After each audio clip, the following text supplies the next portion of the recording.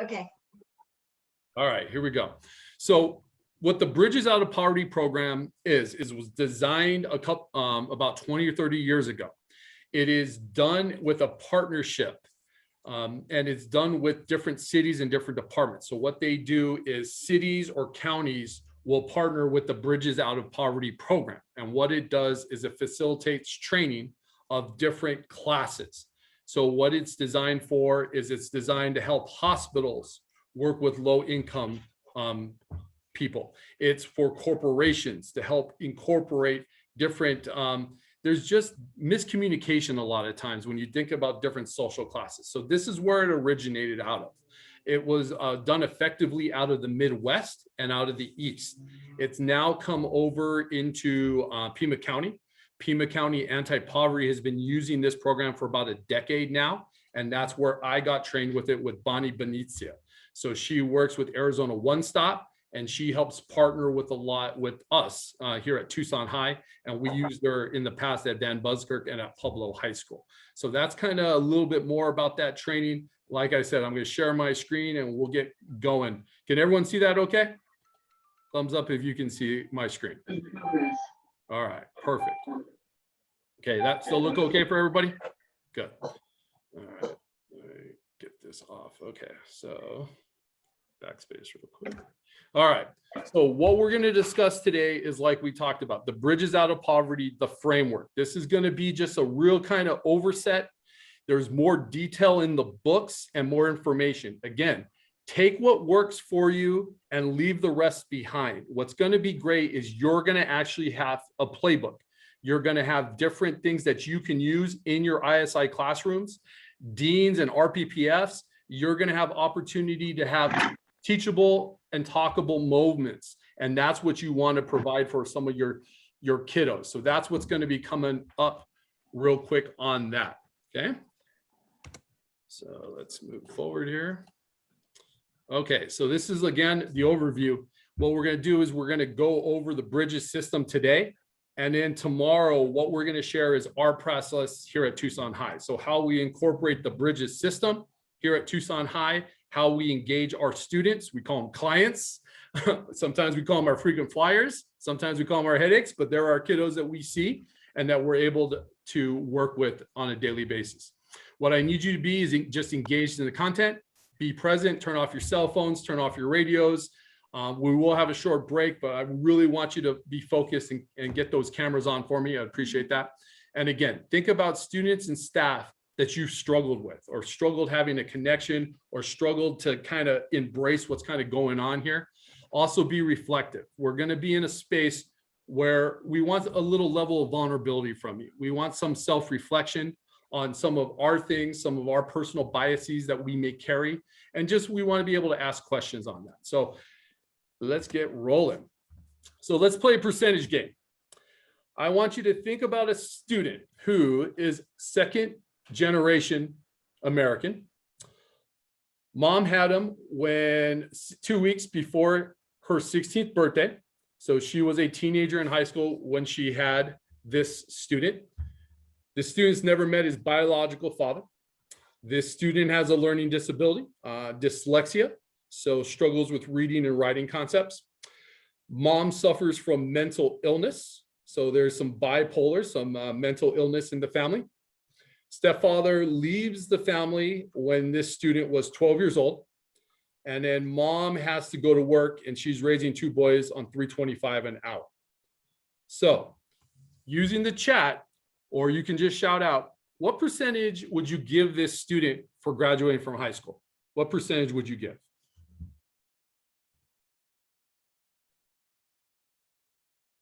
40. 40%? Okay. 30. 30. Ooh, 75%. All right. 10%. 40. 40, 25%. 65%, 50.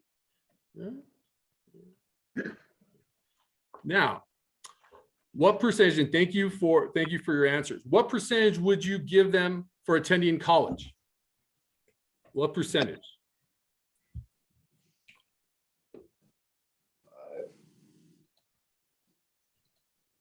Okay, 20.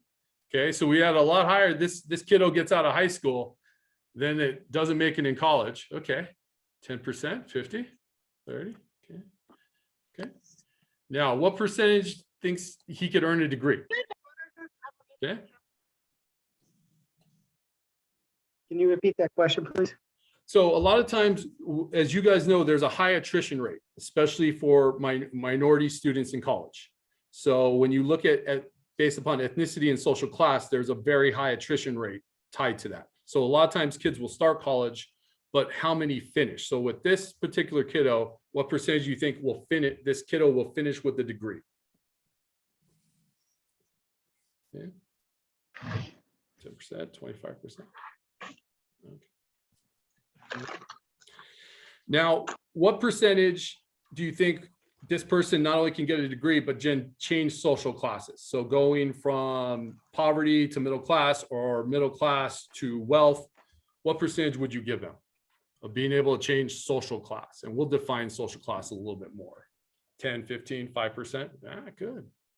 25, 10, 20, 2%. All right. Tell me why. Tell me why these percentages are so low.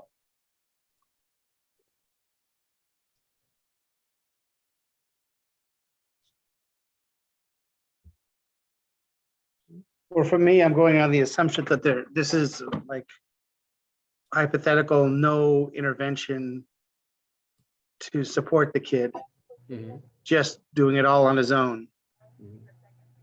Absolutely. William, thank you for sharing. I appreciate that. Well, we got one more in chat. And without that intervention, I think his or her rate of success goes down exponentially. Absolutely. Absolutely. Don, I like your comment, lack of quality education. That's huge. All right. This kiddo is me. This is how I was raised on the south side of Tucson. My mom, who's a wonderful lady, had me when she was still 15 years old. She turned 16 a couple weeks after I was born. I was born into poverty. I really just didn't know that I was born into poverty. And just like William said, I didn't have a lot of opportunity. I had one shot, one opportunity. What really saved me and what really helped me was I had mentors. I had people who believed in me. I had people that went above and beyond for me. It's my two basketball coaches, Dwight Reese, the varsity coach at Sunnyside, and Jim Christ, the JV coach at Sunnyside. Those two men saved me. Those two men, I treat them like my fathers because they taught me how to be responsible, how to get to school on time, how to put in that extra effort, how to achieve, how to build on my resiliency. For lack of a better term, not having that victim mindset. But they never lowered the expectation. I never got the, oh, pobrecito, this kid's not going to make it. I got, this is what you have to do to do it. And that worked very, very well for me. But I'm here today because of those men, because of the things that they did. And what happens a lot of times is we see these kids in our school. We see these kids in our ISI rooms. We see these kids in the dean's office. We see these kids not being successful. And what we want to do is we want to make sure that we're reflective and that we can provide them opportunity. So just like you guys said, you guys have to create that. We have to create that environment for them to be successful. So that's the critical point of what I really kind of want you to be on this mindset moving forward. All right. So couple things. Now, I want you to share some of your kiddos. Tell me about your frequent flyers. What are the big violations you see at your school? What's the home situation? So let's start with those two. And remember, we can do a shout out. Tell me what kind of violations you see at your school. Ditching. Ditching. What else? Aggression. Aggression. Defiance of authority. Ooh. Your confrontations. Confrontation, defiance, ditching. Okay. And then someone said disrespect, correct? And was that to authority figures or to other students? I don't have access to make changes to it. Yeah. Yeah, it's the private one. I don't know either. It's Oh. not a school HP. That's her school. If you don't mind just muting yourself unless you're going to do a Yeah. shout out and share. Yeah. So you have to ask your sister. But So we have drugs, we have anger, okay, troubles at home, ditching, provocation, inappropriate behaviors in class. Ooh, yeah, absolutely. Okay. Now, how many of your kiddos you think have experienced trauma, especially during COVID? You know, because a lot of our frequent flyers, a lot of our kiddos, they didn't, you know, we don't see them, but they're still out there. So do you feel like a lot of our kids are experiencing trauma at home? Most of them, 100%, very high.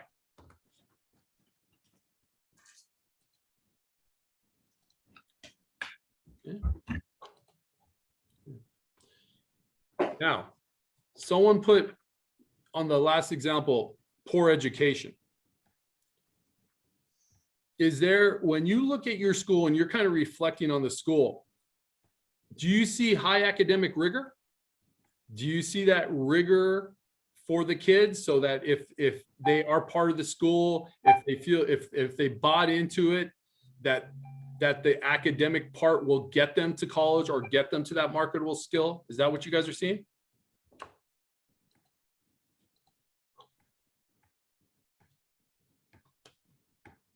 So you can answer in the chat or you can shout out if you feel like the rigor at your school is high academic rigor.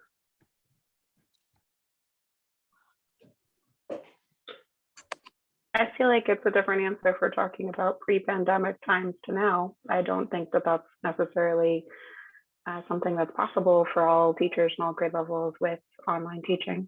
Okay, so explain at your school. So you're saying pre-pandemic, where was that rigor? Hi. High. Okay. And how did you guys measure that? When you measure it by compliance, by test scores, by discipline rates? How do you measure your rigor? I would say that I guess our assessments for grade level teams, they're doing interventions, they're working with, you know, coaches in the classroom to make sure they're implementing, looking at lesson plans would be one documentation.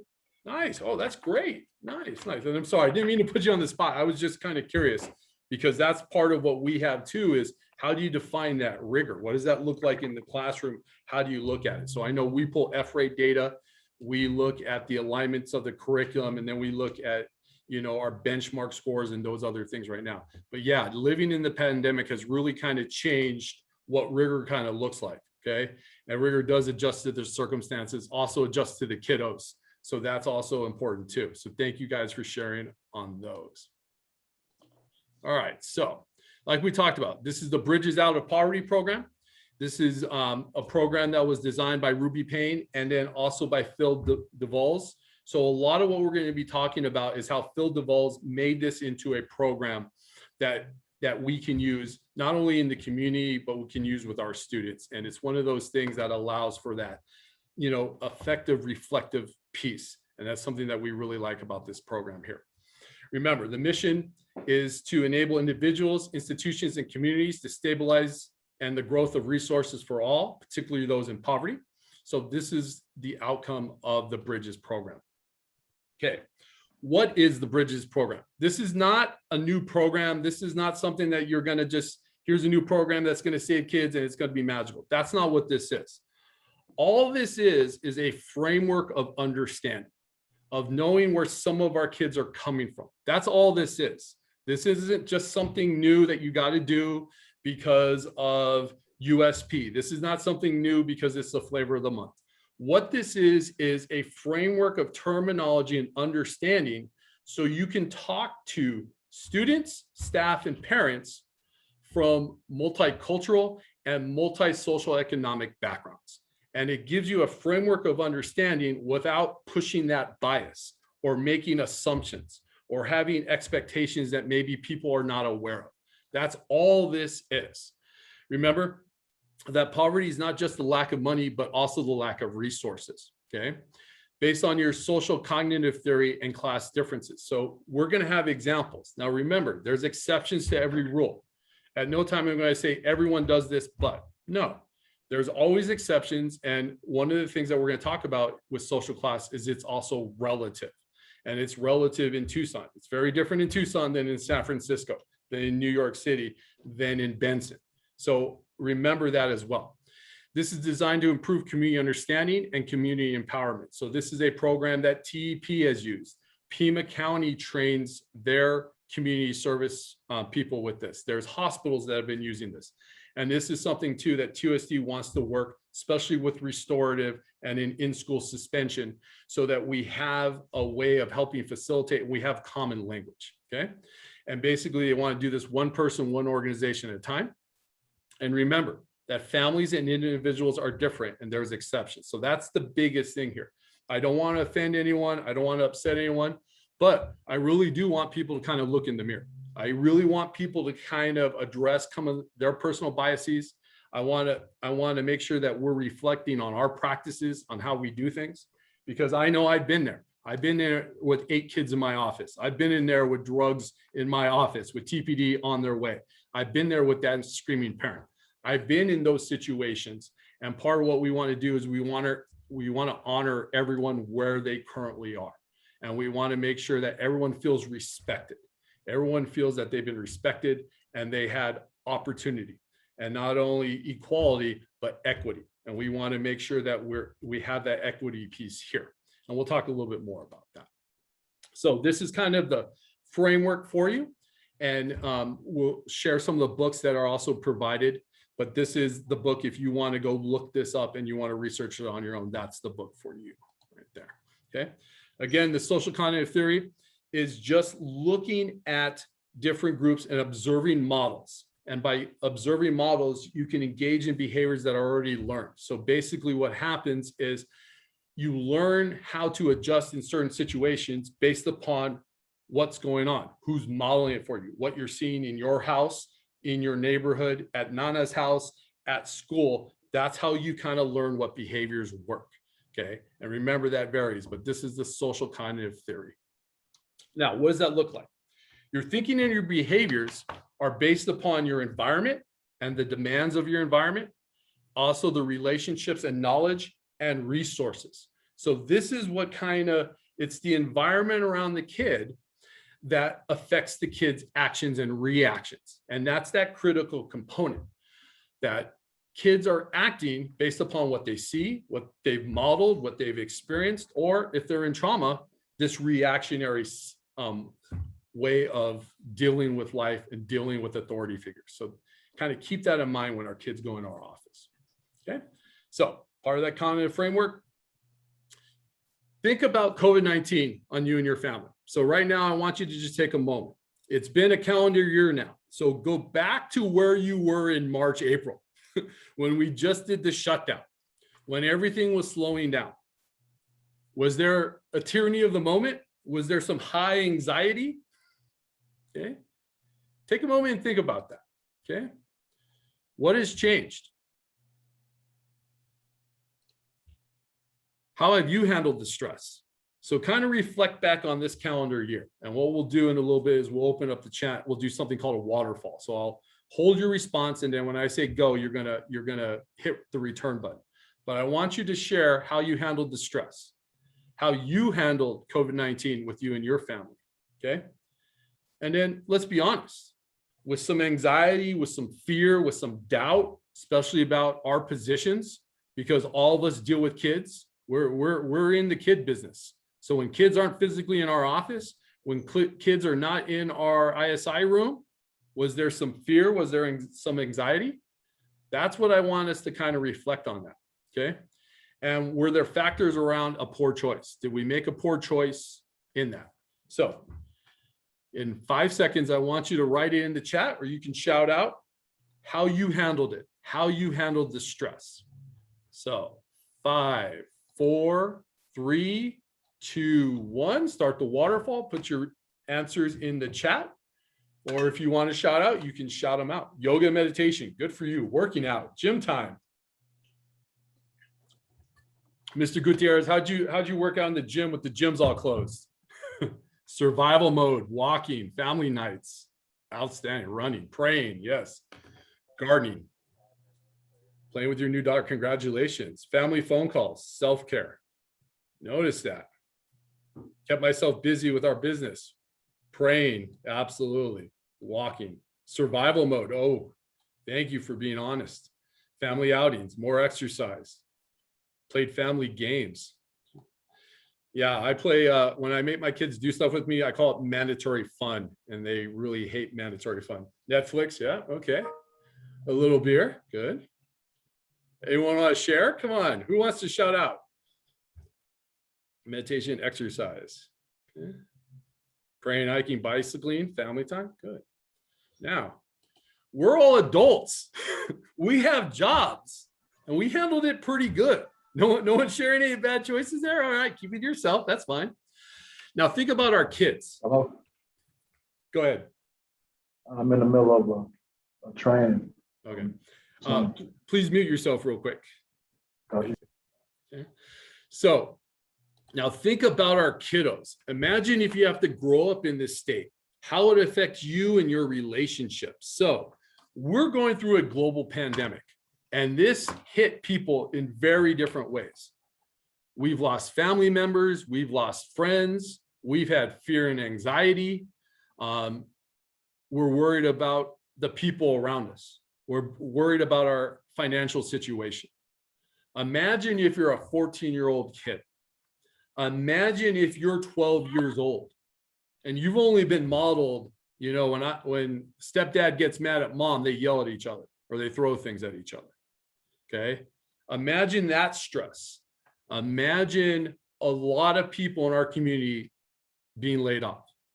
How many kids did we lose off the radar? How many kids? No cell phone, no Wi-Fi, no computer, nothing. We haven't heard from them for over a year. That's what our kids have been growing in. And that's been the environment that they've had to deal with for this year.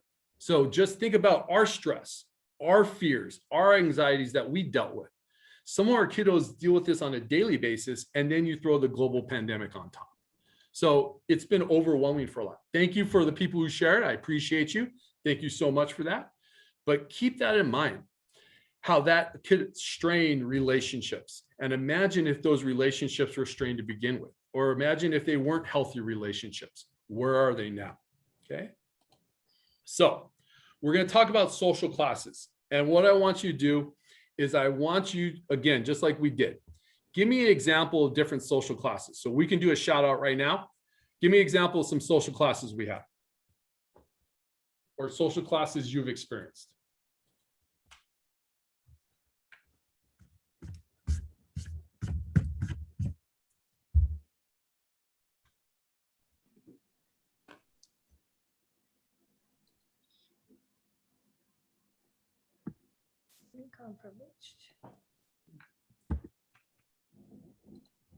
All right, we got rich and poor, we got working class, blue collar, white collar. Oh, very nice. Middle class, white collar, working class.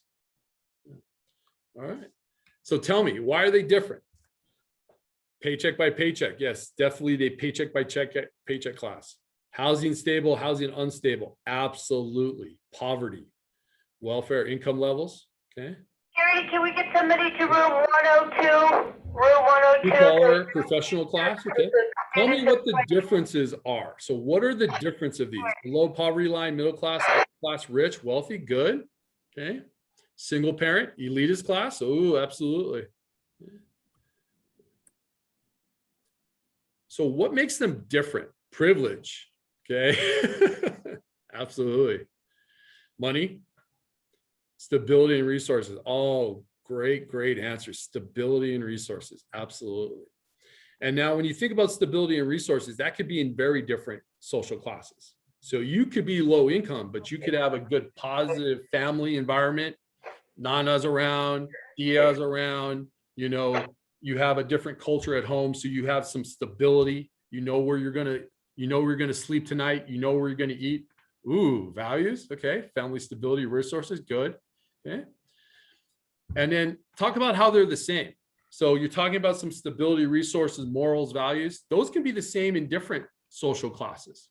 But the one thing that you talked about was wealth and that financial piece. The other thing was the stability. That's the difference there, is the stability. Okay. So if you're living in poverty, you lack that stability. So you have that tyranny of the moment, is you got to find a way to make sure we're going to eat tonight. We're going to have a place to stay tonight.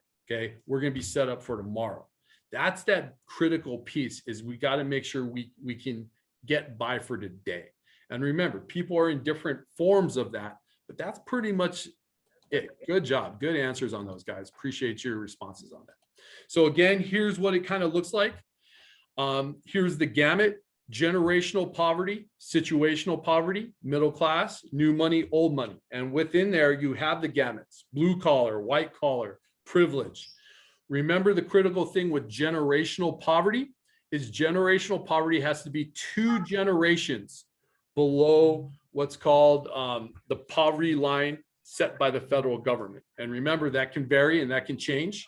Okay, that's not stagnant. Also, economic class is a continuous line. Okay, there's no clear-cut distinctions, but there is a difference between that generational poverty and situational poverty. So situational poverty could be 2-parent household, mom stays home with the kids, dad works. Okay, 2.5 kids, they have the dog, everything's great. Then there's a divorce. Mom goes back to work, gets paid a minimum wage job. They went from low middle class to now poverty. Okay, so that's what's called situational poverty: death in the family, divorce, those type of things. Generational poverty is after 2 generations of being under that poverty line. There's some variance that they can see. Okay, so we talked about some of that.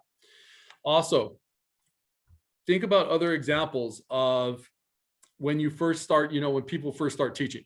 Okay, so you go to college, you get your degree, you're still not getting paid a lot of money.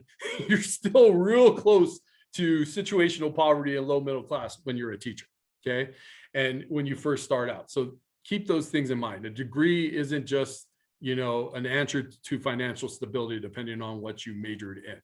Okay, so remember, we're talking about the economic environments. We're going to talk about economic class as relative. It's not a continuous line. There's a difference between generational poverty and situational poverty. This work is based on patterns within the environment of economic class. And remember, there's exceptions to every rule. So you may know someone and man, they grew up in poverty. They're none of these examples. Awesome. Okay. And you might have someone that grew up, a middle class value set, and they have none of these situations as well. Those things are always possible. What we want you to do is take what resonates with you and everything else, leave it behind. Okay. This work is based on those patterns of environment of economic class. And remember, like we talked about, all these patterns have exception. But the one thing that we want to talk about is that all these classes bring with them hidden rules of class, which you're raised. And that's that valuable piece, is those hidden rules. And we're going to talk about that a little bit. Remember that all schools and businesses operate on what's called a middle class value set or norms. And they use the hidden rules of middle class in their setup. Okay. And that's a critical piece, because a lot of times our kids don't know those rules. And in order to build relationships and mutual respect between economic classes, we need to be aware that there's more than one set of hidden rules. So what we're talking about here is necessarily code switching. We have to be able to code switch, and we have to be able to model code switching and being respectful so that our kids can code switch, so our kids can model. And the more skills they have, these are soft skills, but these are soft skills that make them very effective, and especially being effective in school and in the business world. Okay. The more we understand how class affects us, the more open we hear about the effects of others, the more effective we can be. And that's part of what this training is. And in order to achieve this, we must, sometimes people have to give up relationships. So that's that critical component too, is you're going to be working with a kiddo that maybe is growing up in an environment or a situation where there's a lot of negativity. There's not a lot of positive people in their world. Think about this. You are probably the most consistent thing in about 30% of your kids' lives. Guaranteed. You're the most consistent thing. You show up every day. You treat them the same. They can count on you. Positive or negative, kids can count on you. But one of the things that we're going to talk about and we're going to be working through is if kids are in this negative environment and we're teaching them these hidden rules to be successful, we also have to build those relationships or those bonds for them. That's the next step. Because if we want them to change norms and we want them to change patterns, we have to create that safety net. We have to create that mentorship.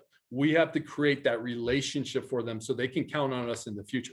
Because what you can't ask a 14-year-old kid to give up everything they've known their whole life and say, go get him.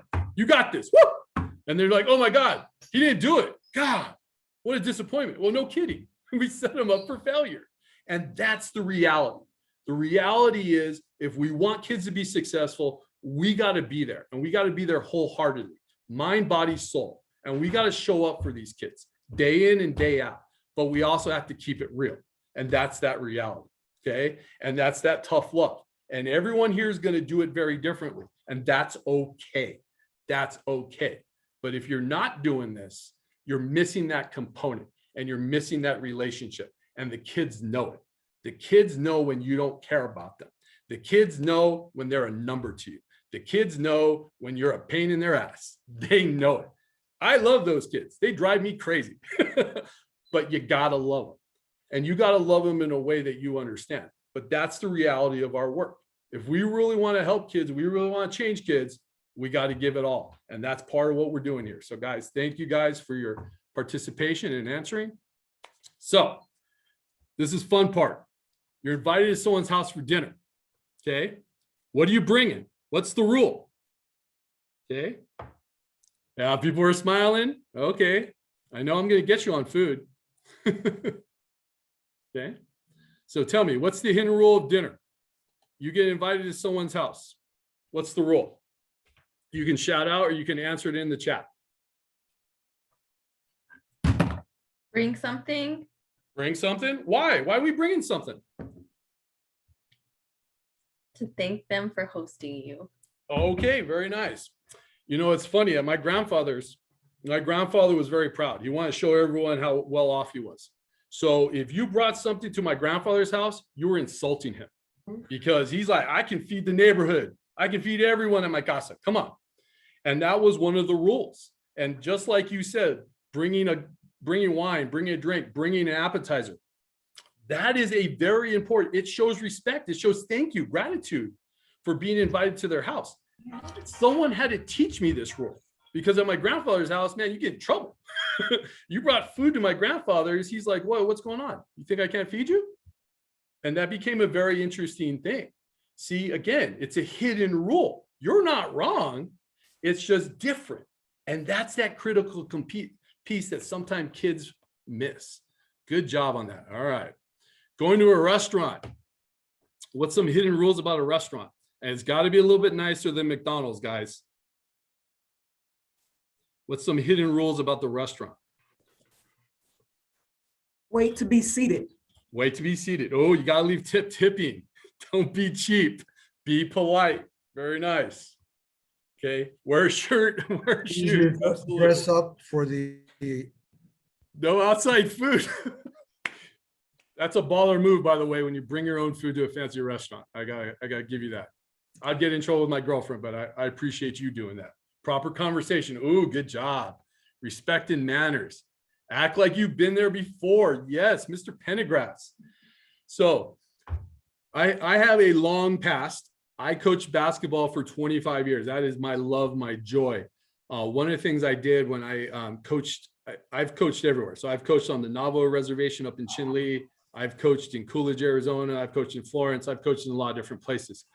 But one of the things I did is I took my team from Coolidge. I like to take them to different types of restaurants. So up on the res, man, they love Chinese food. Chinese takeout was big on the res. For my kids in Coolidge, I took them to Olive Garden and I took them to sushi restaurants. And what was really fascinating when I took them to Olive Garden, which, you know, is a nice place. I love the breadsticks. They didn't know what to do with the napkins. So they've never had cloth napkins before, and they didn't know to put the napkins on their lap. And then all my players are starting to ask for ranch dressing. I'm like, guys, there's dressing on the salad. Just hold tight. But it was really kind of one of those eye-opening moments that, again, my basketball players don't go there very often. So think about sometimes when your boss takes you out to eat, or you're going on a business trip, and part of that interview is the meal, and you don't know, like you've been there before, or the boss invites you over to his or her house, and you don't show up with something. You don't show up with that bottle of wine or the flowers or an appetizer or something to drink. You've already broken the rule. And that's what's critical with our kiddos, is if they don't know the rules, they're going to break them. And that's part of what we need to be aware of to teach them how to code switch. Oh, this is a big one. This is my favorite. Backyard barbecue. What are some rules of the backyard barbecue? Think about your carne asada. Think about your ribs. Think about that food. What are some of the rules? What are the barbecue rules we must abide by? You can't not eat. Yes. Bring your appetite. Bring salsa. No politics. Bring beer. Bring a side. No double dipping. Music. I love it. Homer does the grilling. Mr. Gutierrez, if I went into your backyard and I touched your grill, is that allowed at the Gutierrez house? We throw in hands, Rob. Exactly. We're going to throw. You touched my grill. Absolutely. Think about this. Everyone has these different rules, these different things in their house. Can't be worried about getting dirty. Absolutely. Okay. Bring something. Absolutely. Grilling's a whole different environment. Now, has anyone grown up? I am Hispanic, so I have a lot of Hispanic background, and a lot of examples I'm going to use is from that Hispanic context. Now, my stepfather is Caucasian. So what was really interesting was seeing the difference between like Caucasian middle class and Hispanic, and just what that kind of looks like and the differences. So did anyone grow up where the women and the children were inside cutting the pico de gallo and the men were outside burning the meat and grilling and drinking? Anyone else grow up like that? Pretty normal. I've seen some head shakes. Yeah, pretty interesting, huh? That's a very Hispanic dynamic. Does anyone else have something like that? Something kind of unique to your family or culture? Well, it's like you said, Roberto, when you were saying that, it made me laugh. I taught and coached football on the reservation for 13 years, and my wife's Mezcalende. Dominant Society calls him Mescalero, Apache. But like, I went home this weekend and we got ready for my niece's puberty ceremony. But been there 20 years, married into my family, speaking the language. The men always eat first when they're working, and the ladies do. And I always have to stop myself sometimes, like, because they always push me. Jeff, you're the oldest one now. You're 52. Get out there, eat first. And I'm always looking around like, my mother-in-law laughs, say go. But just in that culture, like you said about doing that, it's very similar that way. And then, like you say, the Caucasian is, I grew up Polish. My grandparents were first generation immigrants, no English. Same way with food, man. You brought food to my grandparents' house, but the appetite. But yeah, like that, how that is in that culture where the men would eat first and to do it. It's just, it's fascinating to me. It really is just a little different dynamics. My ex-wife, her family is very traditionally Hispanic. So, and she was not. She was, she wants to have a career. She's an amazing woman. But what was funny is I would harass her a lot, because whenever we go to her mom's house for some really good Mexican food, she had to serve me. Yeah. She would always tell her mom, his legs ain't broken. Yeah. And then, and one day I served her, and her mom like lost it. And we were just joking, playing around, but like, ooh, that was serious. So, but thank you for sharing that example. Absolutely. First generation is very different. Yeah, and it's good too. You said like your mother-in-law, and that's really, I learned, and that's probably like, after 20 years still married, is I listen to my mother-in-law and all that. Just let her, in a matrilineal society, that's what it is. She's the boss. So, thank you, Roberto. No, thank you guys. And thank you for sharing. One of the things that kind of brings me up with Native American students, remember also culturally, it's disrespectful for them to look you in the eye. So just again, that's another standard. I know I catch myself with that with my kids. Hey, you look someone in the eye, you shake their hands. Well, certain cultures, that's not done. And that's something too that I still have to be reflective on. But guys, and just one more thing on that, Roberto, because it just made me think, and especially because I had to teach, and I taught a lot of family members, but being the coach, like the traveling trips, the 6-hour road trips in New Mexico for football. But a lot of that was too, and I kept telling them, I said, guys, I'm probably the the person from the dominant society, the white person you'll know the best. And I said, I look at it as my job to teach you how to succeed in that society, just like you guys taught me how to succeed in yours. And I said, but when you learn how to succeed in both, or learn, the norms in everyone, and I'd always encourage kids the same way with travel, with outings that way. And I think that's how, like, I know here at Mansfield, with a lot of our refugee population, myself and our African-American Student Services representative, we spend a lot of time with the kids. Hey guys, this may be what expected of you. If you do this, somebody may look at you and try to do it. And I think that's, like you said, it's important what we do. Discipline should be a small part of our job. Our job is to keep kids out of trouble. But thank you again, Roberto. No, absolutely. Lizette, you had your hand up. I want to make sure. Oh, I was clapping. So no, and I'm gonna just share off some of the things from the chat. Oh, licking your fingers, eating the ribs. Absolutely. Oh, you gotta have ribs. You gotta enjoy that. A difference in India when you go to Northwest. Absolutely. Depending on the tribe, 100%. Women grilled and cooked in my family while the guys sat around and drank. Now that was something too with my grandfather. When he got older, his wife would tell me, "Mijo, you have to go do the grill. Your grandpa can't handle it." So, but even then, I got yelled at for that. So, thank you for sharing that. All right, rules of school. Think about some different rules of school. Do we have anybody here that has a teacher that loses their mind when a kid comes late? That happened at your school? Yes. Absolutely, yes. Yeah, think about that. Think about kind of how a kid walks into class, okay? What's that hidden rules of school? What are kids supposed to do? They're supposed to come in and just, oh my God, I love math. Teach me English. I want to know about the protagonist. I want to know about sentence structure. I know all the kids come in your office talking about sentence structure. Am I right? Right? That's all they want to talk about. Quadratic formulas, follow the teacher's instructions. Are the teacher instructions different per teacher? Yep. Oh, yeah. Okay. We call it the Nana rules. Okay. Remember, rules at Nana's house are very different than maybe rules at your house. And that's part of what we do when we talk about the code switching. Okay. Yep. Be disciplined. Ooh, but what does that look like? I like it. Good job, guys. Good answers. Yeah. All right. Respect teachers merely because they're adults. Oh, absolutely. Be responsible. Okay. So give me the rules of the street. What are some examples of the rules of the street? That kiddo comes in your office and what are they telling you? What's some phrases you've heard in your office? No snitching. No snitching. Absolutely. Oh, I love it.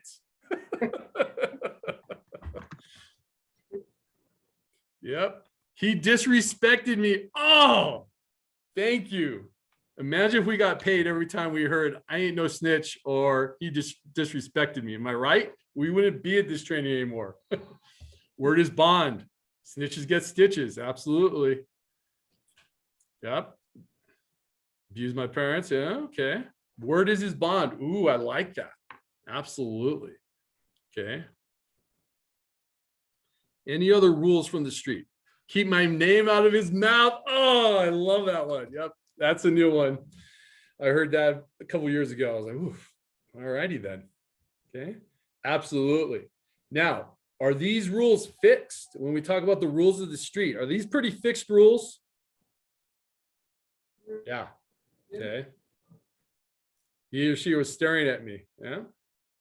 Okay. Oh, got to talk about the parents. Absolutely. Okay.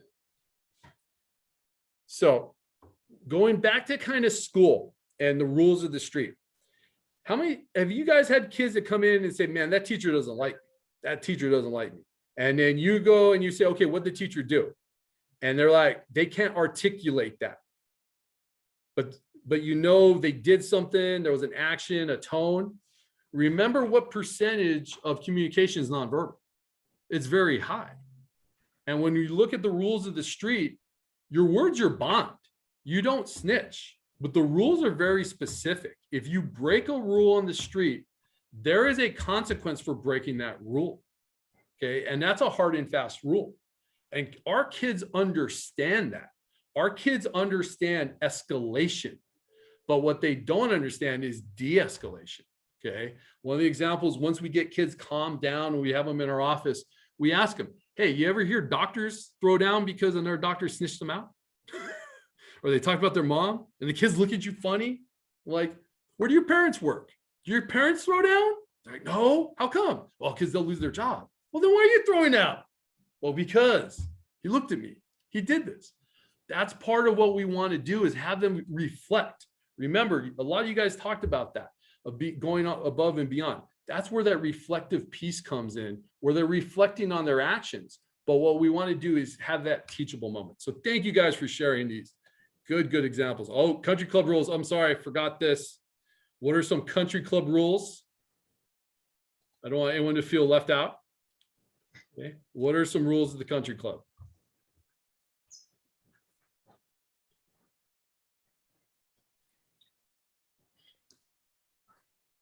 No one wants to share? Be on time for I'll pay your dues. Absolutely. You have to be on time for your tea times, right? Yeah. No golf shoes in the gym. Absolutely. Good. Yes. Teachers aren't in country clubs. Know your place. Ooh. Difference between old money and new money. What happens on the court stays on the court. Unfortunately, that still happens when we play adult basketball. Okay. So again, is it very easy if you're in a country club setting to break hidden rules or talk about things that you shouldn't be talking about? Okay. Again, that's there. And that's part of what we want to just be aware of, that every social class has hidden rules. Okay. So what we're going to do is we're going to talk about mental models of economic class. And this is something that you can teach your kiddos. And this is something that I feel is really empowering, because what we're trying to do is we're trying to get kids out of this mode of where they are right now, thinking about the moment, thinking about the anxiety, their fears. You guys shared all these de-stressors that you used this past year. We need to be teaching that to kids, breathing exercises, how to calm themselves. But the other thing that I want you guys to think about is we want them to think about going beyond the tyranny of the moment. And we want them to get to that next part, that future story for themselves, that actions have consequences, and that right now, every door is open to them. But unfortunately, our kids are closing those doors, and some of our kids are locking those doors. So think about that mental model. Think about how you would teach this to your kids. So we're going to talk about experiences of people in generational poverty.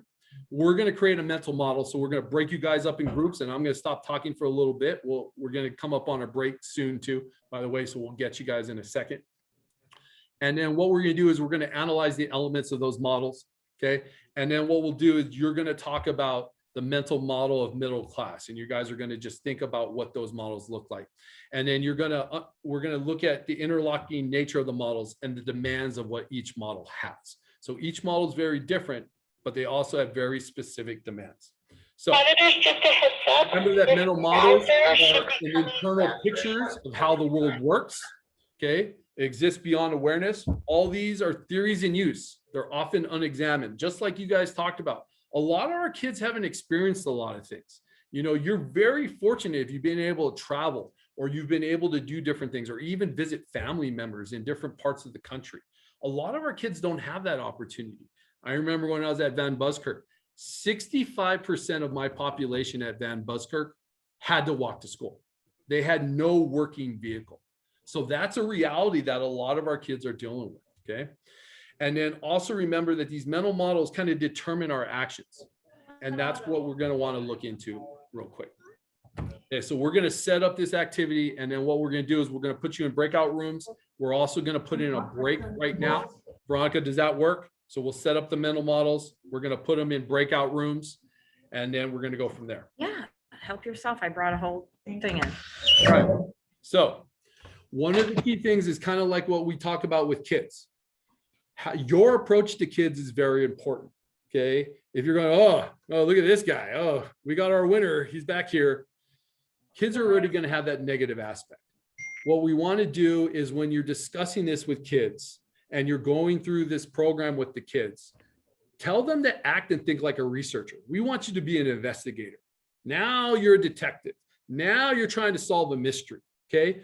Promote it. Promote the skill sets that they have. Kids already know hidden rules. A lot of times they don't know how to articulate. So that's a critical thing, is to think like a researcher, like an investigator. We're going to put you in breakout rooms. We want you to group up into groups of 4. We're going to open them up for you, and you guys can choose your breakout room. Okay. Then what we'll do is we'll start assigning you if you don't know where to go. But we already have the breakout rooms all set up for you, and we'll get ready to go. Within your breakout rooms, I want one of you guys to be the writer. Now, if you have some amazing skills and you can share a doc, that's awesome. But one person's going to write everything. Everyone else is going to help contribute to that. What I want you to do is this. Everyone's going to get a piece of paper. You're going to draw a large circle and make sure you leave room outside that circle to add stuff later, but keep something in the middle. And in the middle, I want you to write relationship. Okay. So in the middle of the circle, you're going to write relationships. And then I want you to discuss what it's like to live in or near poverty. Okay. And here are some questions that you can, that will help you get started. And like I said, we're going to put in a break here, and then we're going to put you in those breakout rooms, and then we'll come visit you. But this is going to be you. And you're going to share out some examples when we come back. Okay. What do you think about when you think about poverty? What are some aspects of someone who lives in poverty? What do they have to work with? What do they have to deal with on a day in, day out basis? Okay. What are some problems a person in or near poverty have to solve? What do people in or near poverty worry about? Where does the most time and energy go? And what happens in a typical week? So this is what it's going to look like. Mental model of poverty. You're going to have a big circle in the middle. I want you to write relationships in there. Okay. And then leave space. So what we're going to do is this. We're going to throw you guys in breakout rooms. We're going to give you guys a chance to do 5-minute, go take care of what you need to take care of.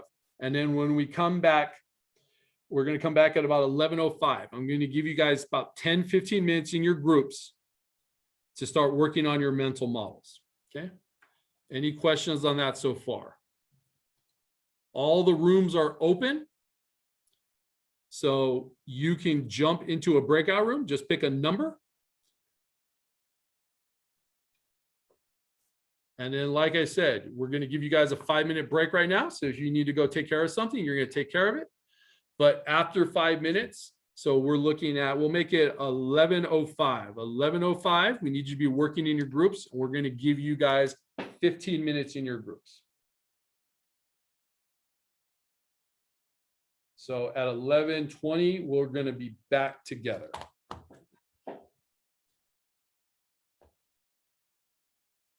Any questions?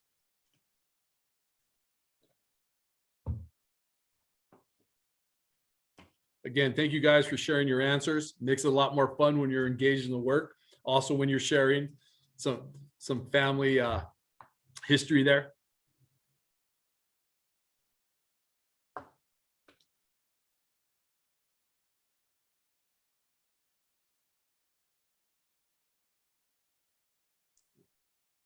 So we need people in room 2.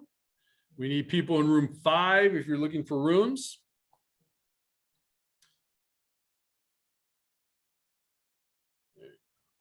More in room 2. We need some more people in room 2 that's available. And room 5, we need about 1 to 2 more people.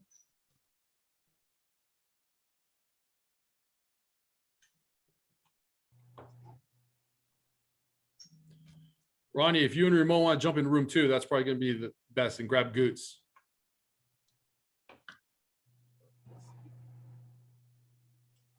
I said, don't put those guys together. No, I know. They're the only ones that will semi-listen to me. So that's, you know, until they're in the breakout room, they're like, oh yeah, Thompson. Yeah, we love that guy. So Veronica, how do you get into a breakout room? It's not popping up on my screen.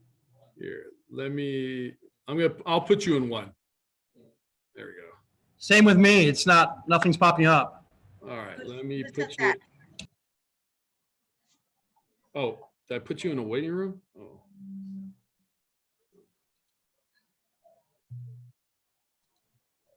I'm sorry. Did I put you, Carla, in a waiting room by accident? Yeah. Oh, I'm so sorry. Let's try to get you in one. Is there supposed to be something that pops up? Because I'm not seeing anything. Yeah, I think you guys have the older version, and that's why we're not able to get you guys in the waiting room. We gotta change that up. So you four get to be in the main waiting room. So you guys are gonna be in this group here, because I can't figure it out. Sorry. So like I said, you guys have a 5-minute break, and then we'll go from there. Okay. Okay.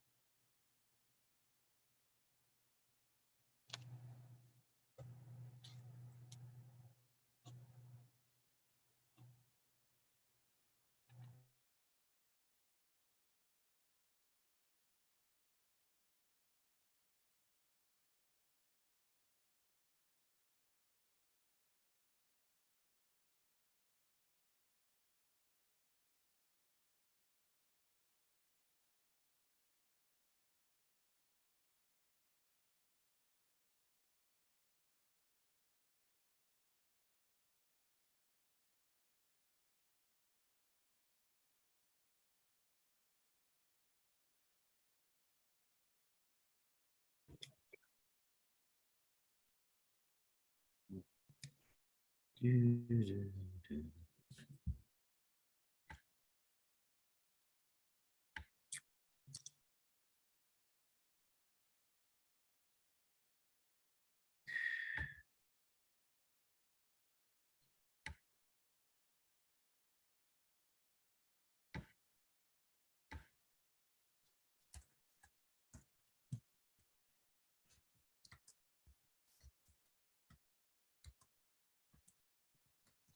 are you able to get in a breakout room? Yeah, we were in one, but we thought you were gonna show something or share something with us so that we can see it. So all I want you to do is you're gonna put a big circle out there. So Yeah, put a with big circle. relationships, we got that one. Awesome. So start filling it in. What are some things that people have to go through? So think about transportation. Think about Oh, housing. okay. Think about food, stuff like that. Okay, that'll work. Cool. Thank you, So I sir. can get back to my room now. Have to. Oh, Does anyone have any questions for me or anything? I don't. We were just talking about what we needed to do. Absolutely. Yeah. So think about transportation. Think about housing, food. What are some things that we have to go through daily in that environment, that situation? All right. Oh, we got Goots and Ronnie. This is going to be a good time. All right. Everyone know what we're thinking about here is think about what does transportation look like? What does housing look like? What does food look like? What is accessing services look like? How much time does that take if we're looking at the mental model of poverty? And then just start filling it in. You already have, who's keeping tabs in this group? Who's writing it down? I'll write it down. I'll keep tabs. Start shouting out to Dave and he'll write it down for you guys. Thank you. Any other questions before I go? So we're doing a compare and contrast about poverty versus privilege. Yeah, what we're gonna do right now is we're gonna just focus on what does someone in poverty, what's their daily day look like? What does that look like? What are things they have to go through? That's what we're gonna talk about. Yeah, Okay. perfect. Thank you. Okay, for me, Anyone have any questions for me or anything? Yes. Okay. So we got our circle relationships, but what is our objective? I'm not sure. I don't know how to move forward. So tell me, what's your day look like? Transportation. You're living in poverty. What's transportation look like? You know, you're not going to get in your hybrid vehicle. So, you know, if you got a car, it's probably not the best car. What happens if that car breaks down? You're not calling AAA, you're calling Uncle Ray. Okay. Or you're taking the bus. Now, anyone who's ever ridden the bus knows it never runs on time. And you have to, if you want to get somewhere, it's going to take you 2 hours longer. Now let's think about food. Let's think about shelter. What does that look like? Okay. Yeah. So now we start kind of thinking, how much time does it take? Think about doing our laundry. Okay. You got to take it to the laundromat. Now, anyone who's grown up and having to take stuff to the laundromat, do you leave it? Oh, no, you don't leave your clothes. So now that's 2 hours that you're not doing anything else, but you're chilling at the laundromat. And then you got to have change. And then you're always going to get the dryer that's broken. Okay. Or someone that puts cement in the washing machine. The only reason I know that was my stepdad was a miner. And my mom would take it to the laundromat and jack up those machines because she wouldn't do it at home. So you're thinking about those aspects and those things. What does your day encompass if you're living in poverty? Start putting those examples down. That's what you're doing.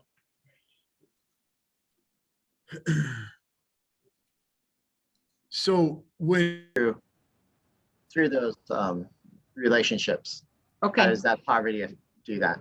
thank Am you, I Brent. correct, Mr. Sam? everybody else. I'm sorry, I jumped out. Were you trying to tell me something before I left? Well, no, I was just sharing with the group. You know, for if that is my world. Yeah, or they're running late, like I did Learning Center for the last several months, well, since August, and we always had 2 or 3 of the same students who are always late, and you know, you just have to help them get it up onto this Zoom as quickly as possible, and just not really mention, you know, hey, you know, you can't berate them or anything like that. You just gotta like help them get their stuff going as quickly as possible. Because then I'd have teachers saying, "Why is Marcos late? Why is he? You know?" And I'm like, his Good mom drops him off afternoon, every day. everybody. It That's is just time for staggered dismissal. Mr. Elected Thompson, Wayne, can you can I please just dismiss your students?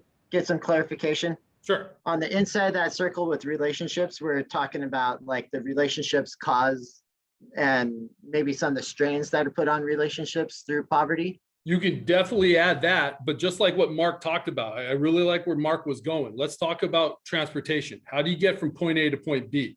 You take the bus, or just like Mark said, mom's throwing all the kids in, and they always drop the elementary school kids off first, then the middle school, then the high school. So just like Mark said, that's a huge thing. And Mark, thank you for articulating that. And Brandon, you're on the right path. But Mark said something very critical there. How many teachers want to nail Marcos for being late every day? But look at what Marcos has to get through to get there. Because Marcos doesn't get himself ready. Marcos has to get the little sister ready. Marcos has to make her breakfast, has to make sure there's a snack in that lunch pail, making sure hopefully there's gas in the car. Hopefully the car starts. I don't know about you, but I always did the prayer when I was in school, hoping my car would start. Okay. I've lived that life. And that's part of what Marcos has to deal with. And then imagine Marcos finally gets there and the teacher's like, "Oh, I'm so glad Marcos decided to show up today." Yeah. And that just kills the relationship. So Brandon, that's where the relationship part is in there. But one of the critical things when you're looking at poverty is it's the reliance on other people and how much time is taken just to do what you're supposed to do. You guys are on it. You guys are there. We have a lot of foster kids here at Stafford as well, and they often don't get picked up by their van till like an hour after everyone else. And you just sit there and you have to chat them up about what else they do in their life, and because you know they're down, they're low when they're the last kid for the last half hour waiting to get picked up, and it's you know, it's not their fault. It's not anything they control. I talk to them about that. I say, hey, make this school you can control. You can control your grades. You can control your relationships with the teachers, but other stuff, you're too young to control that yet. Just make the best of what you have control over. So. Oh no, absolutely. And Mark, and think about when they lash out. We have a 7-year-old foster kid. Oh my God. And like you said, just the tantrums, the blow-ups, and we're both educated. We're both educated. Right. We know what's coming, and it's still overwhelming. But imagine, like you said, you're in a group home setting, and that's just survival of the fittest. And like you said, they don't care. So no, you are hitting good points. Good job, guys. I give them a lot of space here in the ISI room. I let them chill and then get them refocused on something positive. So. Absolutely. Thank you, guys. Mr. Thompson, and, yes, sir. And before you and Mr. Drake and Miss Callie came on, they were asking me what I was thinking about, and I brought up the point where a lot of teachers go off on these kids instead of looking outside of the box, not really thinking about what they're going through before they show up to your classrooms, you know, not looking outside the box, just like you and him were talking about. That's what I had mentioned earlier. You know, you should be patient and try to fill out what's going on with the kid. You know, like maybe get them to themselves and, you know, not embarrass them and find out what's going on, why they're going through what they're going through. It's a reason for everything, but most teachers I've seen in my experience, they don't do that. They just go off on the kid. Well, Norman, you hit it right on the head. Yeah. Go ahead. Oh, go ahead. Yeah. Instead of being judgmental, we should go to the root cause. Right. But also remember relationships. So we're using Marco as the example, you know, or like Thurman said, I'm having a rough day. I'm having a bad day. Now a teacher's on me the second I came in, because it was a lot easier for me not to show up. I showed up because I'm trying. Right. And just like you said, now you've burned a relationship with me. Do you ever think I'm going to learn math from you? Do you ever think I'm going to learn English from you? And that's that critical piece. You're absolutely right, Thurman. We did this training with our teachers, and it was funny because some of our teachers got offended, you know, because there's part here, you know, like our kids know where to get guns.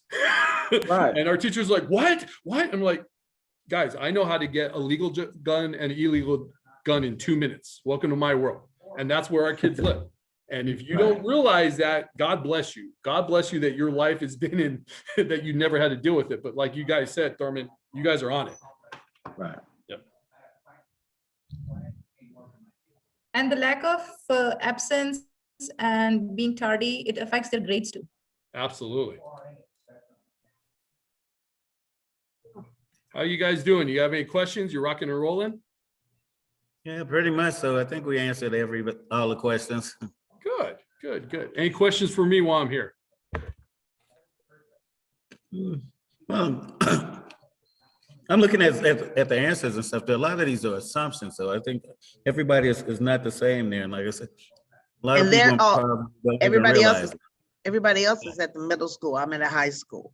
Okay. And some of those things are totally different at high school Yeah. level. than They are at the middle school level. Absolutely. And Bonnie, sometimes too, we have the effect where if there's one car, the elementary school kids are dropped off early, and the middle school kids, and then the high school kids come late. Because I know we have that kind of circumstance and stuff like that. It's all So, the yeah. time. Yeah, share some of those high school experiences and stuff like that. Share, I remember before, with the free and reduced lunch, kids were stealing other kids' matric numbers, so I knew that was No. a circumstance. Yeah, that was happening at the high school level. It starts in middle school. Oh, yeah, no, absolutely. Absolutely. Thanks, guys. Good job. Good job. We'll be closing them up in a minute now. Okay. All right, thanks.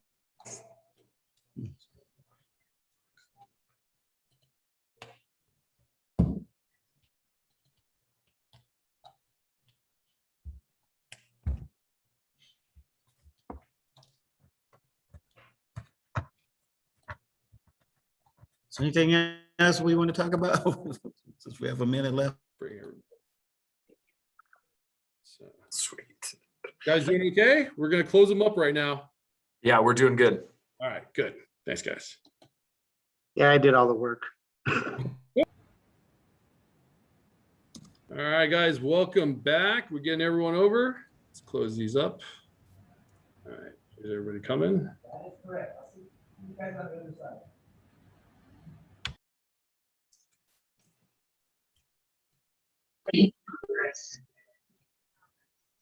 All right, welcome back, guys. Welcome back. Talk to me about your mental model of poverty. What are some examples, some things that you guys had in your circle?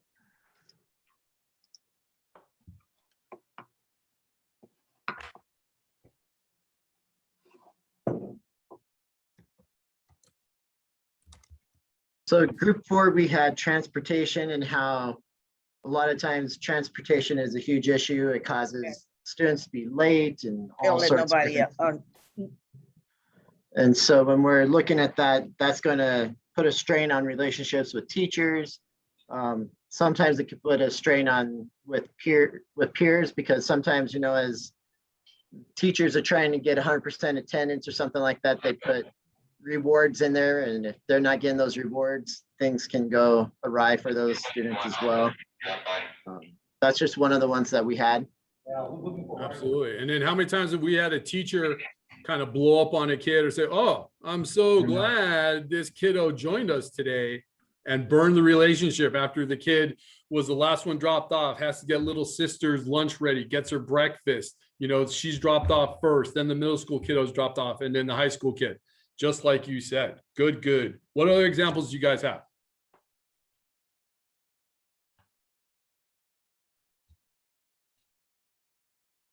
One of the things that we kind of talked about a little bit was just like homelessness, and then also like talking about McKinney-Vento students where they may not particularly have a specific address, but there's a lot of traveling between homes and those type of experiences, like that struggle of like paying rent and then having to deal with all the things that come with that, covering bills, doing those type of things. So just that insecurity within like, your own house and your own home. Oh, absolutely. How many of our kids couch surf? How many kids, when you search their bag, you see their underwear, their toothbrush, everything they own's in that bag. We had a kid was with his dad, and dad would drive a taxi. And so he wouldn't pick up his kid until 9 o'clock at night. And hopefully he earned enough money to get a hotel room that night, or they slept in the car.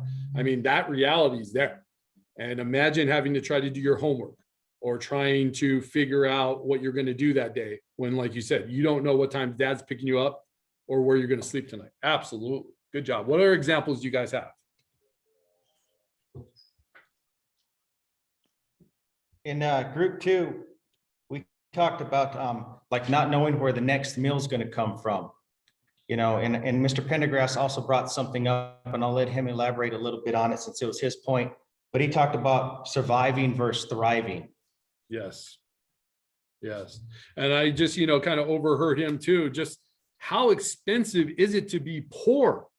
If you've ever done a title loan, 400% interest, are you kidding me? But that's the reality. Think about the check cashing places. Think about what percentage of your paycheck is taken. And there's a reason for it, because you're not going to use a bank because of the late fees. That's the reality. Think about, especially I think about where we are located at Tucson High. The nearest grocery store is Safeway, and that's 2-3 miles down the road. So you're going to the nearby store, the nearby market, and you ever buy toilet paper or milk at Circle K, $5? Yeah, that's a reality. Good job. All right, guys, keep sharing. What we're going to do is I'll bring up the model real quick and we'll keep going. So why do you think we use relationships? Why was relationships that critical part in the middle? What was the significance of relationships?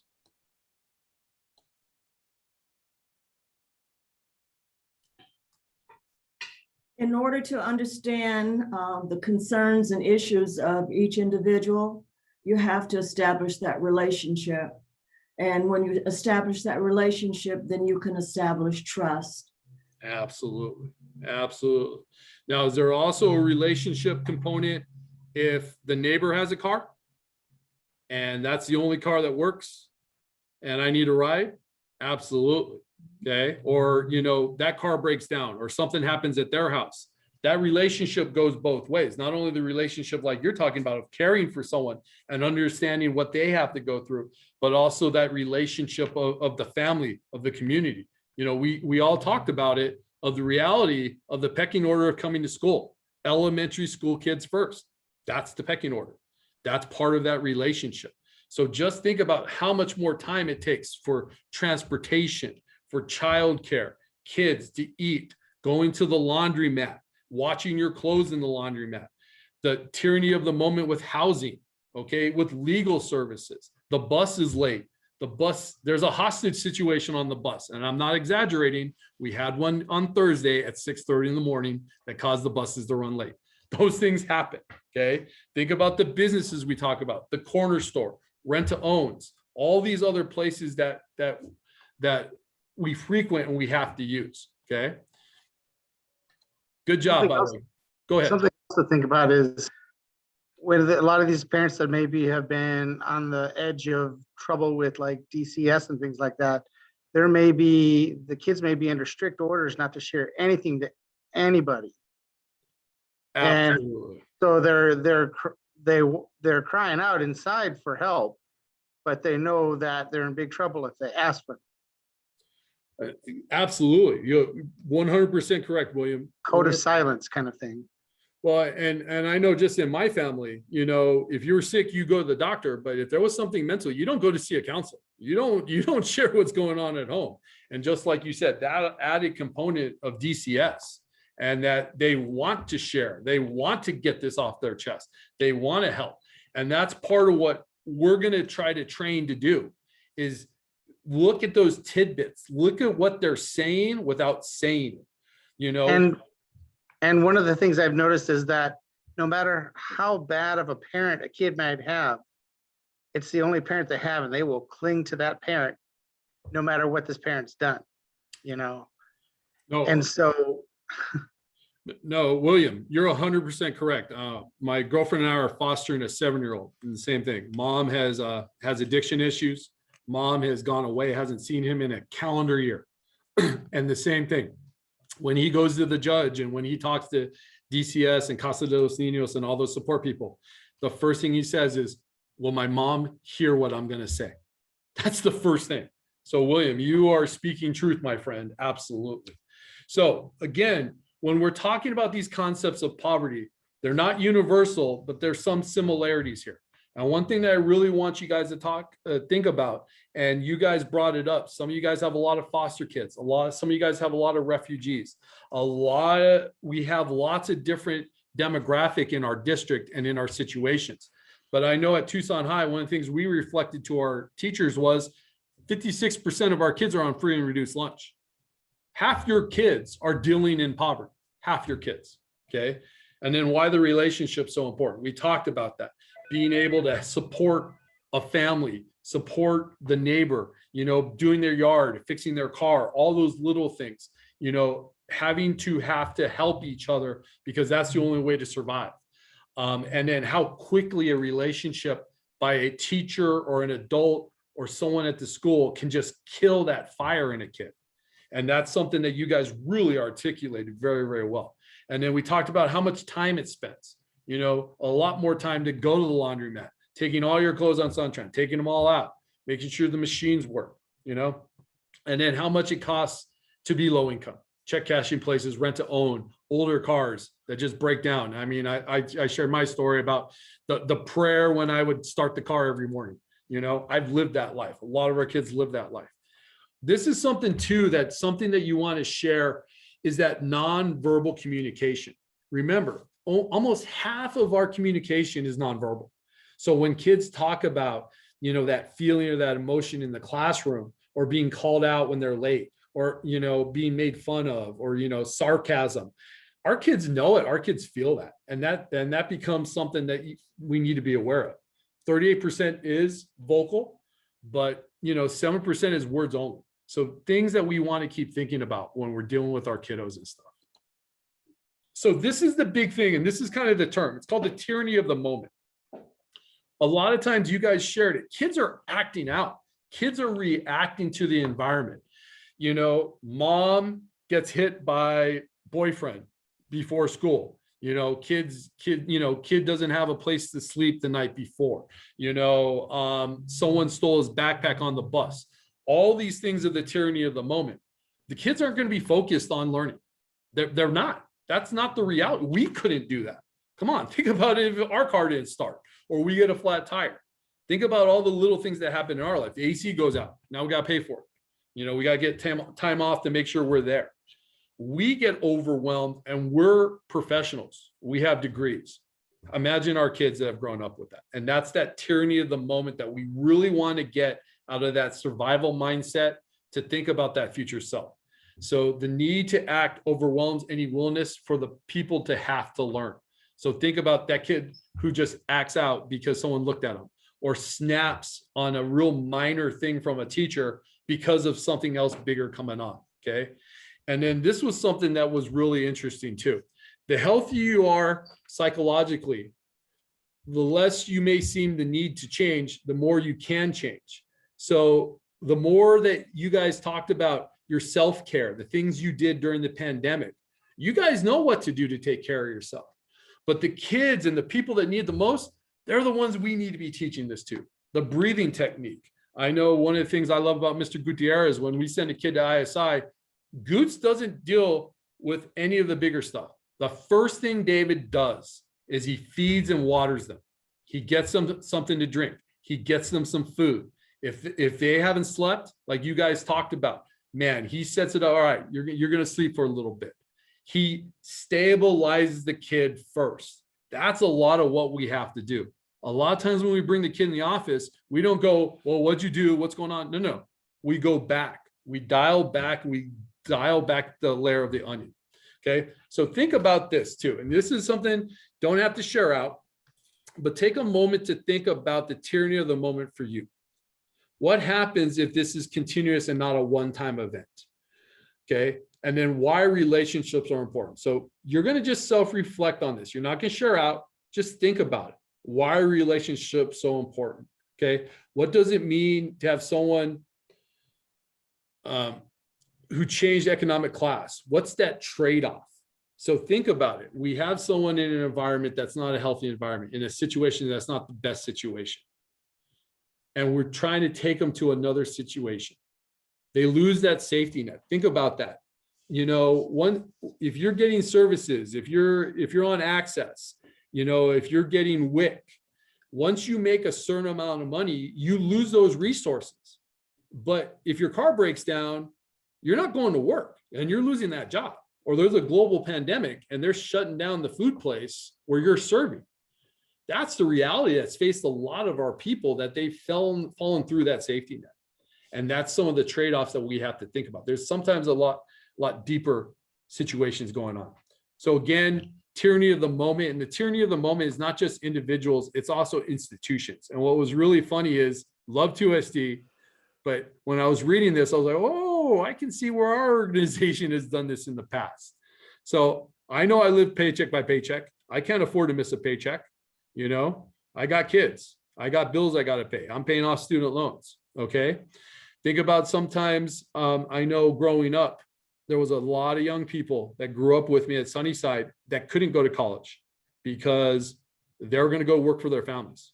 That was not an option. You are going to work and help the family. We know a lot of kids like that. A lot of times in certain communities, in certain groups, the youngest daughter is supposed to stick around because they're the ones that take care of the parents when they get old. Okay. Think about preventative maintenance. I didn't know what that was. Okay. I couldn't afford preventative maintenance. I could do a oil change and then hope and pray nothing happened to the car. There's no such thing as preventative maintenance. Okay. There have been people that you pawn valuables. You got to pay this bill right here and right now. If the kids have a savings account, but the electricity is going to be turned off, that saving account's gone because it's helping pay for the electricity. That's happening a lot. People are skimming on food, healthy checkups. People are missing that. Okay. Some people, because of work permits or lack of work permits, work very hard and they get paid under the table.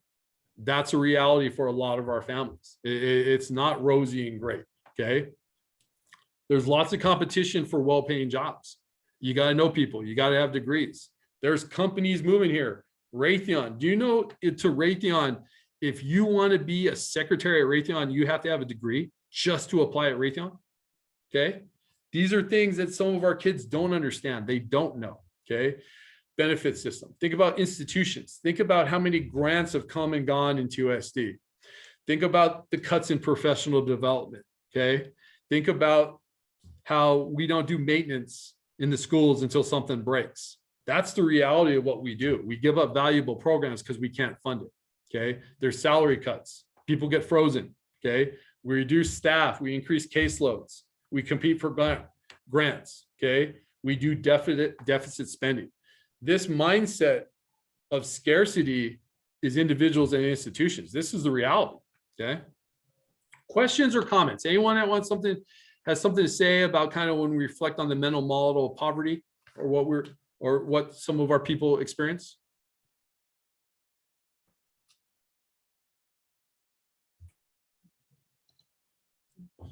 All right. So now we don't have time for this because we're coming up towards the end, but it's something just to kind of think about. So what you're going to do is you're going to think about some of the things in middle class, and you're going to share it in the chat. So you're going to write it in the chat. We're not going to put you in a breakout room or anything like that. But same thing like we did with mental model of poverty. You're now going to do a mental model of the middle class. Okay.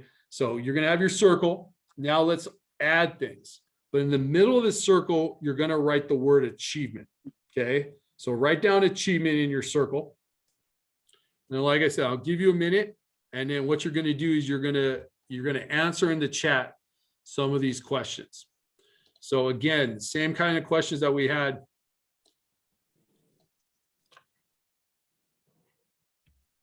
Discuss what it's like to live in middle class.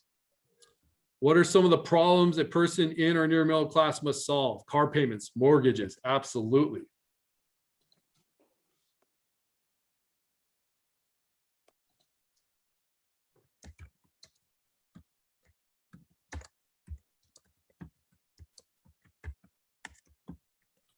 Okay. Where does time and energy go? What's the typical day? Childcare, savings, daily utilities. Yep. Paycheck, retirement. Yes. Woo. Retirement, insurance, college. Yes, I wish my kids were Rhodes Scholars. Health insurance, benefits. Good, absolutely. Absolutely. Cable bill, yeah. Please, someone help me with my DirecTV. I got to get it one of those wireless systems. Just afraid. Okay, good. Now, what are some things that are different that we're noticing with middle class than with poverty? Oh, gym membership. Absolutely. Don't quit the gym. Gas and phone bills. Medications. Absolutely. Yeah. So just with these responses, what are the different responses between middle class and poverty? What are things you're seeing? Coasting mode. I would like to say something here. Absolutely. Yeah, the poverty people, they have that mindset that whatever they have to be happy with that. The more problems are with the middle class people because they cannot go down, they cannot go up. They are struggling on the same state. This is the main difference. Absolutely. And that's one of the things that's really fascinating, especially when you research class structures in the United States. You notice that the middle class is very fragile. This is the one time in American history where we have the least amount of middle class. And what's really fascinating, and we're going to show you some PowerPoints tomorrow. We have the Game of Life video that we do for parents and students. But because of the internet, because of things, you know, I think some of you guys don't see accounts anymore. You use, you know, your online tax stuff. So you have white collar jobs that are going away now.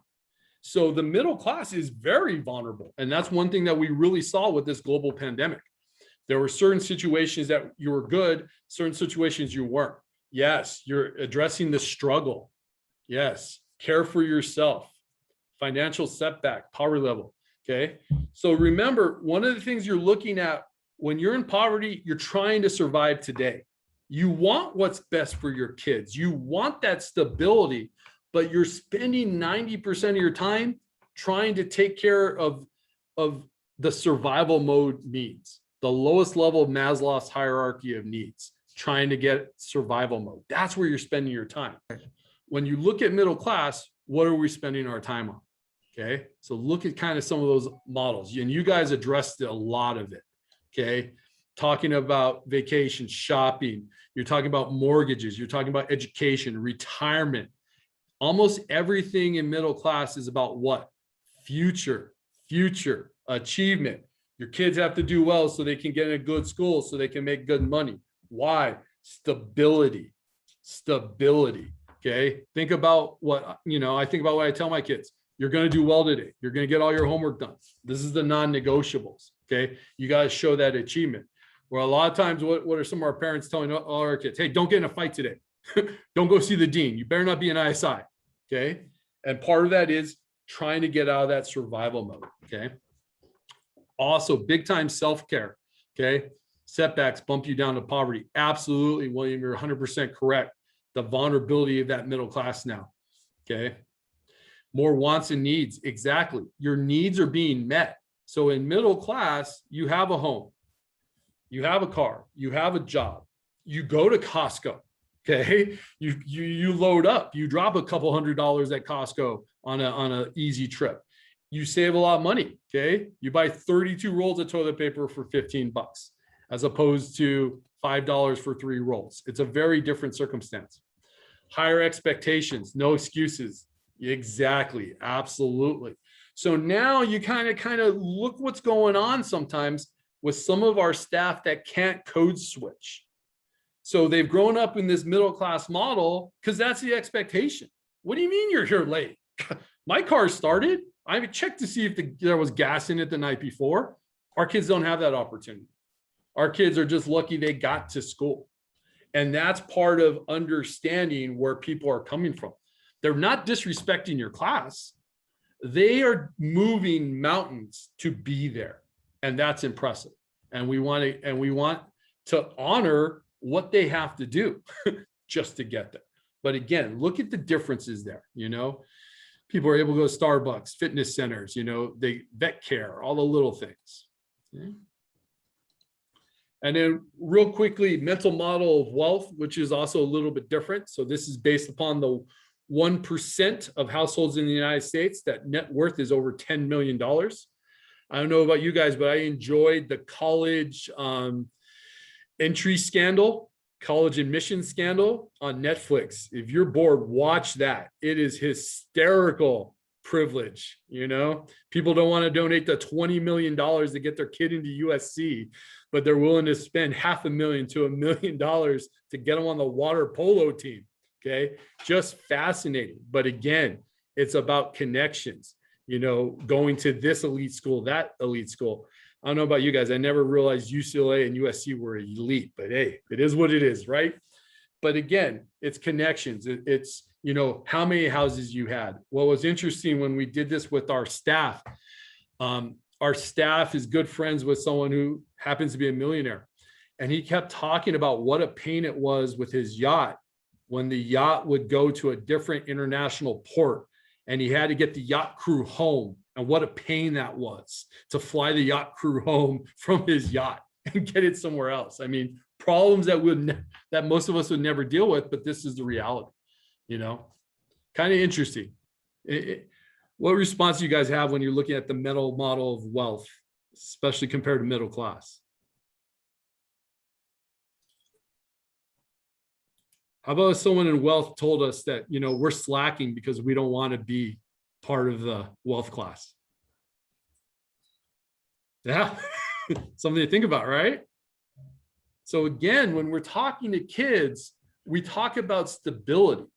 You know, I like to talk about how you're going to put food in your fridge. How are you going to take care of your family? How are you going to pay your bills? Having that stability in your life, choosing people to be in your life, not having to have people in your life because you can't afford the rent by yourself. That's opportunity. That's empowerment. And that's kind of how we kind of center our conversations with kids. Because again, if, you know, the owner of Tesla came and talked to us, you'd be like, oh, well, what are you guys doing in here, man?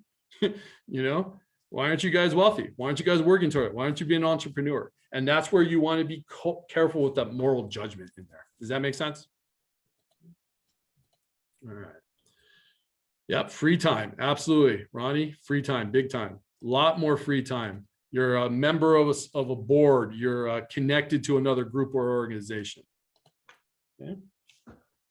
Now, another thing, again, we talked about poverty and we talked a little bit about situational poverty. One of the things that I really admire is the immigrant population. I am second generation American. My grandfather immigrated here from Mexico. He handled a lot of immigration on the south side of Tucson in what he did. So I met a lot of first generation Mexican Americans growing up, and just the work ethic that some of these people had was just amazing to me. And I see that where they want better for their kids. Sometimes they don't know how, and sometimes they're exploited by the system, but that's the reality. So also, again, that generational poverty, situational poverty, a little bit different. But with generational poverty, for some of our kids, it's a concrete experience. There is no escape. This is the reality. This was the reality for mom. This was the reality for grandfather, for great-great-grandfather, okay? It's the relative importance of the of nature, of what they're exposed to, what they're seeing. So for them, they feel like they're trapped. They don't have that future story. They don't have choice. So part of what your work's got to do is to show them choice. Show them acting out is the easiest choice. The hardest choice is studying. The hardest choice is setting up that future goal self. That's really important when we talk about that. Letting them know they are empowered. Letting them know just part of that hustle, part of what they had to do to get to school today is the same thing they need to be successful in college. The same thing to be successful with a marketable skill. That's that critical piece that we want to show them. Hey, you got this inside you. Okay. Again, kind of looking at those hidden rules. You know, in wealth, it's not okay. It's not okay not to be perfect. You know, You have to follow certain things. You look at that scandal that we talked about, in wealth, it's about connections. Well, I got my kid to USC using the side door. It only cost me $250,000. Okay. It's who you know. Social exclusion is a weapon used with wealth. So something to understand, that you don't get invited to the party, stuff like that. That toilet humor, that's something that's not appropriate. All the little things. Also, that in wealth, a lot of times the parents aren't there to raise the kids. A lot of times kids are sent to boarding schools. That's where they meet. That's where those connections are made with certain groups. So again, that's kind of a shocker too for a lot of people. This is here, just something to think about too, is health aspects. One of the things that I researched is when you look at the life expectancy in Baltimore, Maryland, compared to a suburb of Washington, D.C., it's almost a 10-year difference in life expectancy. So the unfortunate thing is, the poorer you are, the sicker you are. I grew up on the South Side, so a lot of people in my family were exposed to TC in the drinking water. A lot of people I grew up with, they got the scar from the thyroids being removed. My grandmother died. My nana died of the cancer in her stomach. This is something that we grew up with. My grandfather died of colon cancer. This is something that happens. And this is the reality of what a lot of our kids are dealing with. They're not healthy. They're not eating. Okay. Kids don't eat. That's something too that we want to set up with the cafeterias, especially if you're running an ISI room or you're a dean. Talk to the cafeterias, get some of those snacks before they're thrown away so that we can feed our kids. Little things that help them, And then kind of what we talked about here. We're kind of running short on time, so we're going to go through this. But again, think about how you spend your time. Okay. You've seen the circles of poverty, middle class, and wealth. How do you spend your time? What do you do with your time? Okay. What do you do with your extra time, with your extra money? What's that moment to yourself? So think about that, just kind of reflecting to yourself, because we're coming up towards the end. I want to make sure I honor your time. Okay. Yep, absolutely. Moral judgment has no boundaries, neither rich or poor. Absolutely, Joy. Thank you for sharing that. So just kind of self-reflect how you spend your extra money, if you have any extra money. What are things that stood out to you when you looked at poverty, middle class, and wealth? Again, this is self-reflection. You're just kind of writing this down for yourself.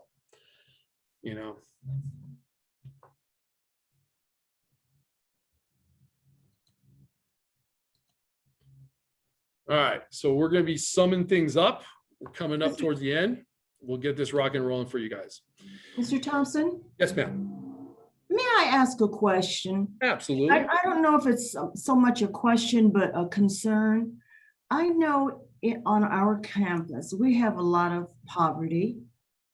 And during lunch breaks in the mornings and when we had after school dinner for our students, we found a lot of thrown away food from our students.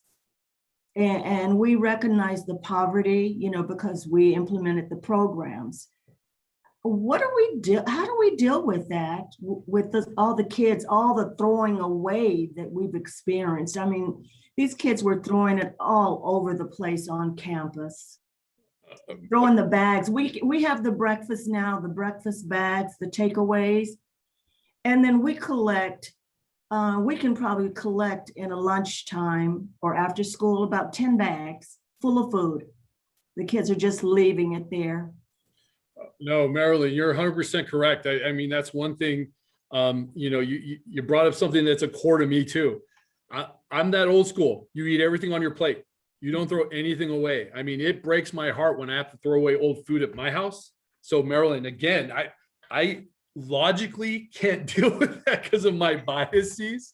What we do though, is we have some monitors kind of go around and, in there, they have kind of like that snack pack that's in its own container. We'll keep some of those things. So the fruit juices, the apple sauces, we'll kind of take that away a little bit later. We also have monitors that'll go in and they'll go in after breakfast and pick up some of those little extra ones.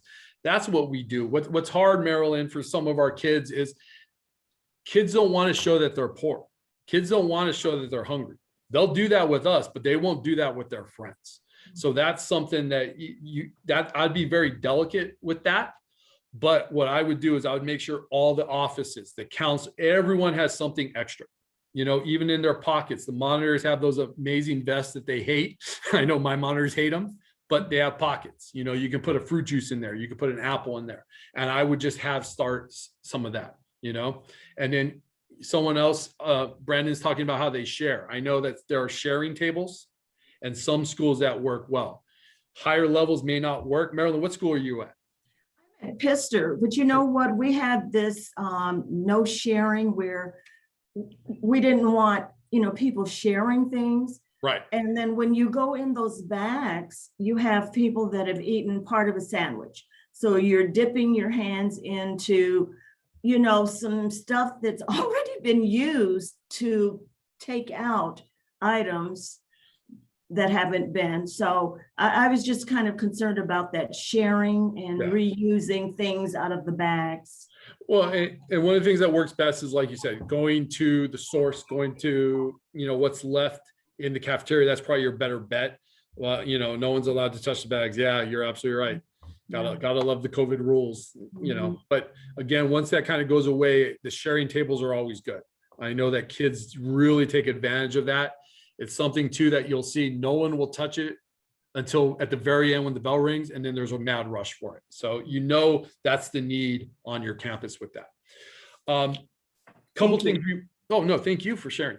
Key model to establish the 3 environments for the rest of the workshop. So we want you to kind of keep these in mind. All right. Think about your mindset. Think about your blind spots. Think about the hidden rules between the 3 social classes. Recognize problem-solving skills for all 3 environments. Establish differences in based on your environment. Your upbringing is going to be different. You may have grown up in poverty and some of these examples don't work for you. You may have grown up in middle class and some of these examples don't work for you. That's fine. Share with this, but also be open to other people's experiences and stuff. Remember, we're all working on the similar topic. It just looks very different based upon our environment and how we were kind of brought up. Big thing, relationships trump everything. Build that bond, build that relationship with that kid. Be real with that kid. If you're not in a good space that day, that's okay. Maybe you take a walk. Maybe you walk with that kid first. But remember that, you know, you losing your temper or you getting upset, that's going to really kind of destroy everything you're working on. Remember that we just want you to have new eyes. This is, you're just looking at different things and you may be looking at it from a different point of view today, and that's okay. And there might be some place in here that, you know, I might have triggered something. That's okay too. We want to have that level of vulnerability that allows us to grow and evolve. And especially when we're trying to teach emotional intelligence, we got to go to those spots first, and we got to do that for our kids. Okay. Again, we're going to kind of go through this real quick because we're running out of time. One thing you want to look at, and this is really interesting, when you look at the last Welfare Reform Act in the United States, look at what year that took place. So again, something really interesting about that. Last part, and then like I said, we're almost done here. These are the big things when we talk about poverty. Poverty is not really a choice. Poverty is one part of a choice. There's 4 basic things that creates poverty in the United States. Number 1 is the actions of the individual. That is part of it. But the other part is the absence of human and social capital within a community. So I always think about that too, when I think about some of the neighborhoods where our kids grow up in. How many lawyers live there? How many doctors live there? How many people with degrees have there? I know I got in an argument with teachers at Van Buskirk when I was there, because I kept telling them, stop giving out homework. Why are you outsourcing what we do to people that are just trying to get by, that are people that are working hard? They work shift work. We're the most educated people in our community. We need to be educating the kids, and we need to give things to parents that are easy for them to follow, that they can do in their daily role as a parent. We can't give them quadratic formulas. We can't give them new math. People are tired. People are hungry. People want to go to sleep. We want to make sure we honor families where they're at, and let's work together.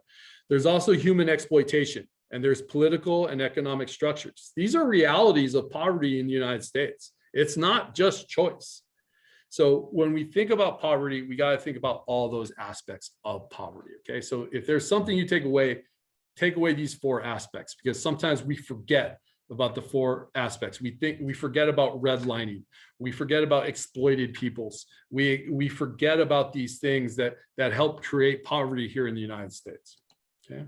And then again, when you look at the continuum and you look at the research, these are some more of these examples of that. Okay. But again, we're running out of time. Causes of poverty are about more than just the individual's choice. Being awareness of the 4 causes and the need for institutions and communities to address all 4. And we all have blind spots in some of this area. Okay. So that's it. I want to honor your time for tomorrow. Just think about something that really kind of resonates with you, something that your aha moment. And I want you to be able to share that out tomorrow. So what we're going to do is this. If you want to kind of touch something on you want to talk about something, we're going to leave this open a little bit so I can answer some questions or you can share some of your stories. I know some of your sites are dying to get you out there into duty and supervision. So if you need to do that, please do it. I'm going to honor your time. But again, thank you for being here. Thank you for being present and not just listening to me, but hearing me. I really appreciate that with you. And again, I appreciate everything you do. I have 2 kids in USD, freshman and sophomore. So God bless you guys. God bless what you guys do. And remember, we're in it together. Tomorrow I'll give you my contact information. But again, we'll finish up tomorrow. Tomorrow will be fun. All right. But think about this. Take away an aha moment. Have a great afternoon. Tomorrow is from 1 to 3 o'clock, and somebody asked if we could share the PowerPoint, and no, the PowerPoint is for the trainers. So we won't be able to share that. Okay.